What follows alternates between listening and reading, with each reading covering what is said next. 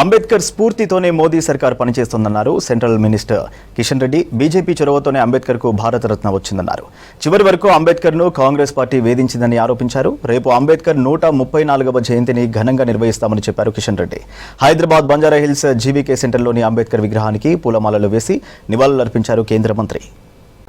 ఈరోజు పార్టీ నిర్ణయం మేరకు దేశవ్యాప్తంగా రేపు 14వ తేదీ ఏప్రిల్ డాక్టర్ బాబాసాహెబ్ అంబేద్కర్ యొక్క 134వ జయంతి ఉత్సవాలను పురస్కరించుకొని ఈరోజు అంబేద్కర్ విగ్రహాలన్నిటిని కూడా శుభ్రం చేసేటువంటి విషయం, అలంకరించేటువంటి విషయం ఈరోజు చేస్తూ ఉన్నాము.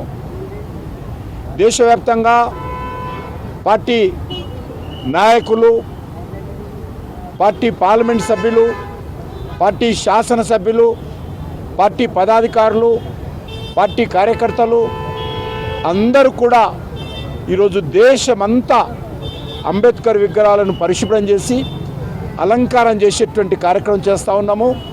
రేపు జయంతి ఉత్సవాలను వైభవంగా నిర్వహించడం కోసం, శోభాయమానంగా నిర్వహించడం కోసం ఈరోజు అన్ని రకాలుగా ఏర్పాట్లు చేస్తూ ఉన్నాము.